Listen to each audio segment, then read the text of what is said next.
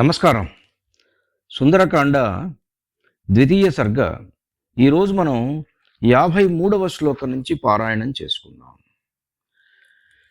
వైఢూర్యమణి చిత్రైశ్చ ముక్తాజాల విభూషితై తలై శుశుభిరేతాని భవనాన్యత్ర రక్షసాం కాంచనాని విచిత్రాణి తోరణాని చ రక్షసాం లంకాం ఉద్యోతయామాసు సర్వతః సమలంకృతాం అచింత్యాం అద్భుతాకారాం దృష్ట్వా లంకాం మహాకపిః ఆసీద్విషణ్ణో హృష్టశ్చ వైదేహ్యా దర్శనోత్సుకః సపాండురోద్విద్ధ విమానమాలినీం మహార్హజాంబూనదజాలతోరణాం యశస్వినీం రావణబాహుపాలితాం క్షపాచరైర్భీమబలైः సమావృతాం చంద్రోపి సాచివ్య మివాస్య కుర్వన్ తారాగణైర్మధ్యగతో విరాజన్ జ్యోత్స్నా వితానేన వితత్య లోకం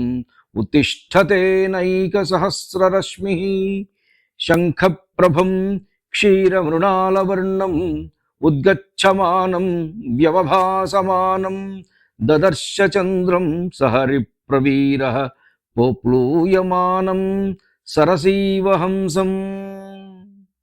ఇత్యార్షే శ్రీమద్ రామాయణే వాల్మీకియే ఆదికావ్యే సుందరకాండే ద్వితీయః సర్గః. ఇక్కడితోటి ఇది 58వ శ్లోకం. ఇక్కడితోటి 2వ సర్గ అయిపోయింది. ఇప్పుడు మనం అర్థాలు చెప్పుకుందాం. ఆ లంకానగరమందలి భవనాలు వైఢూర్యం మణిచిత్రితములై ఉన్నాయి. వాని భూతలములు భూమి అంతా కూడా ముత్యాల ముగ్గుతో అలంకరింపబడి ఉన్నదట. సువర్ణ నిర్మితం అంటే బంగారం చేత నిర్మితం అవ్వటం వలన విచిత్రములకు ఆ రాక్షసుల బహిర్ద్వారములు ఎల్లెడలా అలంకరింపబడిన లంక ఎంతయూ ప్రకాశింపజేయుచుండెను. ఎంత బంగారపు ధగద్ధగలన్నమాట. లంకనెంతయూ ప్రకాశింపజేయుచుండెను. బంగారపు ధగద్ధగలన్నీ కూడా ఉన్నాయట లంక నిండా. అట్లా మెరుస్తూ ఉన్నాయి. చూడండి, మనం ఒక ఉంగరం పెట్టుకుంటేనో ఒక ఒక నగ అలంకరించుకుంటేనో శరీరంలో ఆ ప్రాంతం మెడలో కానీ లేకపోతే చేతికి కానీ ధగధగా మెరుస్తుంటుంది. అదే మొత్తం ఇళ్ళన్నీ కూడా బంగారంతో చేసి ఉంటే ఎట్లా ఉంటాయి ఆ మెరుపులు ఒక్కసారి ఊహించండి. మనం ఒక్కొక్కసారి ఇవన్నీ కూడా మన ఊహకు కూడా ఉందో అట్లా మెరుస్తూ ఉన్నదట. ఆ హనుమ సీతాదేవిని ఎప్పుడు దర్శించునా, ఎప్పుడు చూడగలనా అమ్మవారిని అని ఉవ్విళ్ళూరుతూ ఊహింపనలవి కానిది అద్భుత రూపము గలది అయినటువంటి ఆ లంకను చూసి దుఃఖితుడు ఆనందించిన వాడును అయ్యను. లంకానగరం దుష్ప్రవేశం. ఎట్లా దీంట్లోకి నేను వెళ్ళాలి? అసలు ప్రవేశించడానికే వీలు కాకుండా దుర్భేద్యంగా ఉన్నది. భయంకరమైనటువంటి రాక్షసులు కాపలాగాస్తున్నారు. వీళ్ళందరి కళ్ళబడకుండా నేను లోపలికి వెళ్ళడం ఎట్లా అని చింతాక్రాంతుడవ్వటం. దీనివల్ల ఒక విషాదం. తర్వాత అద్భుతంగా ఉన్నది ఆ లంక. అది చూడంగానే ఆహా, a thing of beauty Joy for ever అంటాడు కదా జాన్ కీట్స్. చూడగానే అందమైనటువంటి ఆ నగరాన్ని చూడగానే చాలా ఆనందం వేసిందట ఆయనకి. ఒక పక్క ఆనందము, ఇంకో పక్క విషాదము.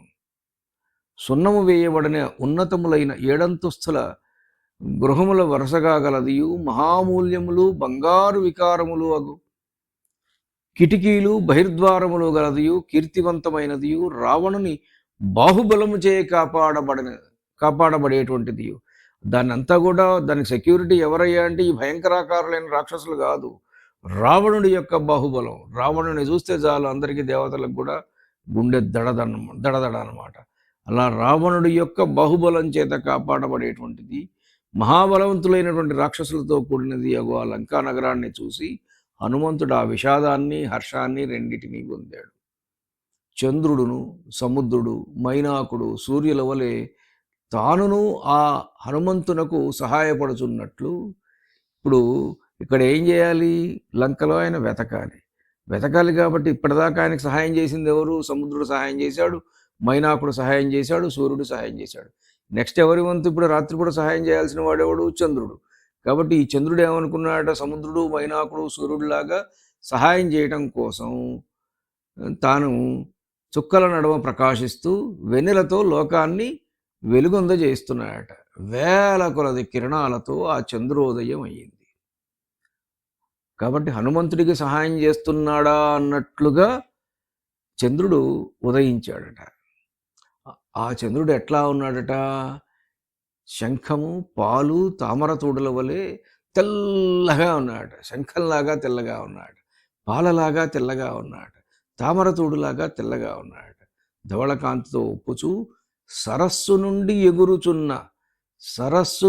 ఎగురుచున్న హంసలాగా ఈ చూడండి ఎంత అద్భుతంగా ఉంది. హంస తెల్లగా ఉంటుంది. ఒక మంచి సరస్సులోంచి, ఒక తటాకం నుంచి హంస అలా పైకి వెళుతుంటే ఊహించండి. ఎంత అద్భుతమైన కవిత్వం. సరస్సు నుంచి పైకి ఎగురుతున్న ఇట్లా గ్రేడెడ్ ఒక 45 డిగ్రీల యాంగిల్‌లో అలా పైకి ఎగురుతున్న హంసలాగా ఆకాశ సరస్సులో, ఆకాశంలో చంద్రుడు అలా పైకొస్తున్నాడట. అట్లాంటి చంద్రుణ్ణి హనుమస్వామి దర్శించారట. ఎంత అద్భుతమైన కవిత్వం మనకు వాల్మీకి మహర్షి అందించారు. అద్భుతమైన గాథ, అద్భుతమైన కవిత్వం. రామాయణం చదివితే మనసుకి ఎంత ఆహ్లాదంగా ఉంటుందో. ఇది వాల్మీకి మహర్షి రచించినటువంటి రామాయణమునందు సుందరాకాండంలో ఉన్నటువంటి 2వ సర్గాన్ని మనం పారాయణం పూర్తి చేసుకున్నాం. ధన్యుణ్ణి. నమస్కారం. మీ ఊటుకూరు జానకి రామారావు.